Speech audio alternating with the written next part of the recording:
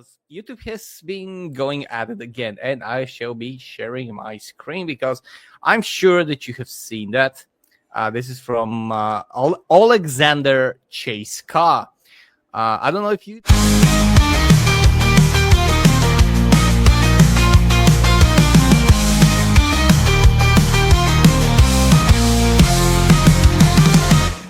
Know who that is. This is apparently, and I didn't know who that person was up until now. And I'm not going to read all of it. I've found something about X very helpful, that if you ask Grok to explain something, it's very helpful. So a little bit of a background before we dive into this. YouTube apparently, and that's something that has been happening in the last month and in the last half of November, has apparently been purging channels, but not YouTube precisely, not them physically and the live people, the humans there. No, they're AI. Their AI system is currently, as from all I can tell, in training, and it's doing training on target practice, and it's blind apparently and handicapped. And there's a dog on Jace's screen. Hello, doggo. Yeah. And the AI is also apparently with the average IQ of Somalia, which is 67, because it has been terminating channels that haven't done anything. I have to correct you, Helzer. It's 69 because they never stop breeding. Oh, well, like, technically you can't breed in that particular. That's why I oppose Mr. Beast's water well making campaign. But I just wanted to add, in regards to this situation, it's very dangerous and it will affect all creators, big and small alike, which is why it is more vital than ever to put aside our petty differences and band together. Now I'm going to get another drink. Go ahead, Helza. Yeah. The thing is that small and channels with the upwards of hundreds of thousands of subscribers, by the way, and channels that have been on the platform for more than 10 years already, have been just deleted. Not warned, not copyright struck, not anything, just deleted. And the reason I chose this case is because this is actually the one case that actually something happened positively. Like in the last 5 days, I saw at least 20 or more posts, individual posts from different people with different channels that are trying to appeal on YouTube. And their AI is just doing stuff that it doesn't do. This is a real problem because every channel is in danger. Pretty much every channel is in danger. Probably there are some limitations as to which channels with millions of subscribers might be safe because they're bringing too much money anyways. But every smaller channel for even 50 or 100,000 subscribers is potentially in danger. So I asked Grok to kind of summarize the last post that Alexander Chase Carr did, because apparently he actually took it to a court of sorts, an outside legal authority which also ruled in his favor. And this is what it says. Alexander Post recounts his 20K subscriber automotive channel's wrongful AI termination by YouTube in November 2024. So this goes back in 2024. And this is an old case. So this is why we have such a development. Despite prior human approval, so human approves your channel, says everything is okay, AI decides to go, fuck you. And his victory in a July 2025 EDROIT, probably French, ruling under the EU's Digital Service Act. Now, the EU's Digital Service Act is very tight-knit. It's basically very clean, and if something is wrong, they immediately decide if it's wrong or right. It's very, very well constructed on that matter, which deemed the action non-compliant for failing to specify violations. So the AI didn't specify any violations, just said, you're not good enough for us. The attached decision declares the termination unlawful and orders reinstatement. Yet YouTube has provided only automated responses for 4 months. This is 4 months since July 2025, by the way. So I'm putting on now. Highlighting gaps in enforcing out-of-court DSA remedies against such platforms. Amid 2025 reports of over 5 million AI-driven channel bans. 5 million channels. Imagine that. How quick primarily was that? for spam. Over what period of time? 2025. This is a Five 2025 report. 5 million annihilations in a year. My In less goodness. than a year, in my opinion. In my opinion, Not- this is in less than a year. Not Yeah, it's even gotta a be less certain than- group of people could do It's that. 2025 isn't over with yet. This is not 5 million guys. This is not 5 million people banned. This is 5 million channels with subscribers on them. Some of them 20k, 40k, 50k, 100k subscribers. And I have something else that I want to show because there's actually the whole thing I started to take notice of it for a different channel. Let me just share the screen. I like streaming. What about money? What about money? What do you mean money? Do you know how many? Like there were people Money. instances with people. Oh, money. We have money. Money. Thank you, Money. Sibru. I've heard this story before. Justice for Ryan. Yes. Oh, chuck some spears for Ryan. His Justice channel for that needs to person be. who I absolutely have no idea who that is, but justice for that person.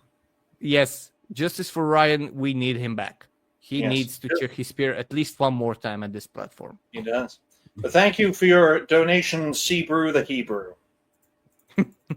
Thank you, man. We're starting off good. December's first donation, by the way, on this channel for December. The Waymaker, hopefully for a lot more. This is the Rami Ibrahim. This is someone who has been battling YouTube for 108 days this month. And yeah, it's still a long post, but I think we can do this without Krog. So after 108 days, I'm saying this clearly. YouTube didn't just terminate 3 of my channels. They terminate career, income, and trust without showing a single piece of evidence. Imagine having 3 working channels and having decent amount of money coming in from doing YouTube. Not one timestamp, not one video link, not one specified violation, just vague labels like spam, incentivization, circumvention, that even their own staff contradicted more than once in writing. This is someone, by the way, who has been documenting a lot of the stuff. He said he followed every policy. The content was simple. Educational how-to tutorials. No AI spam, no re-uploads, no policy risk. So basically one of the safest types of channels that you can have.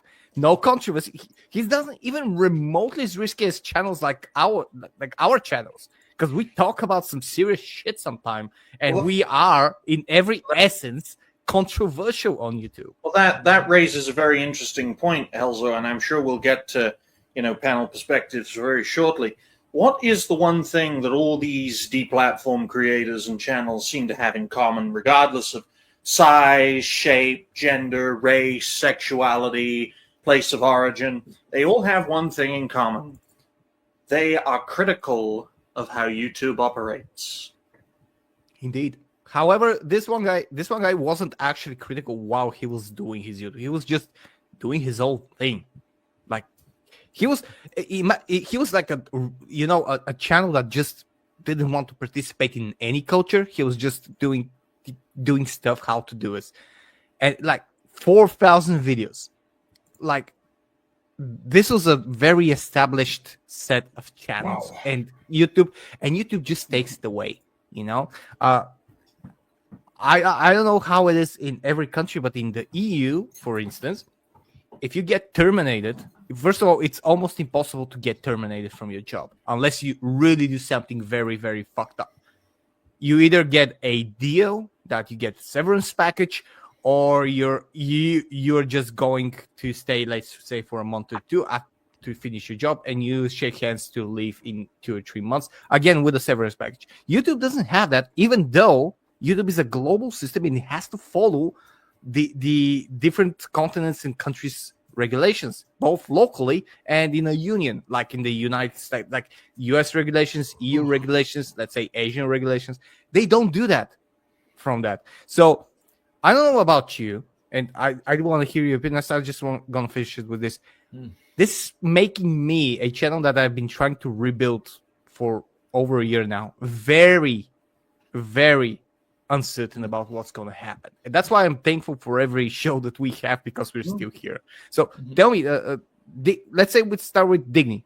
I want you to tell me, because your mentor has taught you a lot of things about channels and how to operate on YouTube. Tell me, what do you think about this? Well, first of all, we have to understand the mindset of retroactive banning. Okay, YouTube, I think it's YouTube and Twitch are the only two sites that have a system in place, not in terms of policy, but in terms of practice, where they will ban you retroactively, and that they will ban you as a result of content you did before that was perfectly fine, that is now not fine because of the changing rules. And we also have to consider the point I made earlier about, all these creators, all these banned creators have one thing in common: they're critical of YouTube, right? Even if they get banned and then condemn YouTube after the fact, that is used as justification for retroactive banning. So it is, to put it plainly, it's fucked up. And it is fucked up because when you're untouchable, you can do what you want. And that's the biggest problem here, because people in power, no matter where they are in the world, they're all old for the most part, and they don't understand the digital world. That's why they think they can censor it and cage it like a wild animal. It's not going to work. And that's why these companies keep getting away with doing what they're doing, which is why my solution to this problem is, for lack of a better word, unity, right? Bringing people together and not tearing each other to pieces. Of course, we can also go to alternative platforms and rebuild there. The great danger is, in the months and years to come, over a short to medium period, those platforms will just become the next YouTube and Twitch. I think YouTube and Twitch are the most egregious in terms of their power and influence. They're not the most egregious. I mean, Kick is short for kick your granddad. Okay?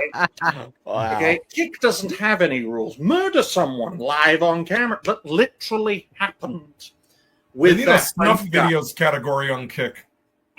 Right? So Kick exists as a platform essentially to justify the censorship, okay? And they're far from the only platform that has that mindset. It's just, to me, the thing people need to realize is everyone on this panel that has a presence on YouTube will be deplatformed.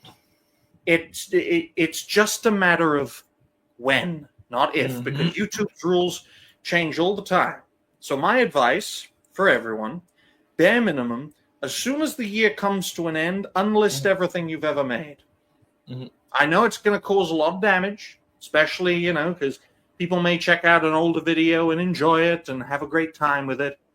But that older video, it may have followed YouTube's rules in 2020 or 2010 or whenever you damn well released it, but it may not follow YouTube's rules in 2026, which is also YouTube's 20th anniversary as part of Google. So there you go. That's my thought. And I just want to put that in because YouTube has also been absolutely blasted by community notes. Oh yeah, because it's all of the thing has been happening. They've been on their usual X posts. It only takes a breath to be creative today. It's a post video. Whoever runs the YouTube X account is the same type of person that has live, laugh, love signs all over their effing house. Oh Lord, probably. This in question. Thankful for creators who inspire us every day. Fucking community note. You certainly aren't thankful. YouTube has been falsely banning people without giving them the opportunity for appeal, as there is AI system sabotage the effort. This is just absolutely abhorrent.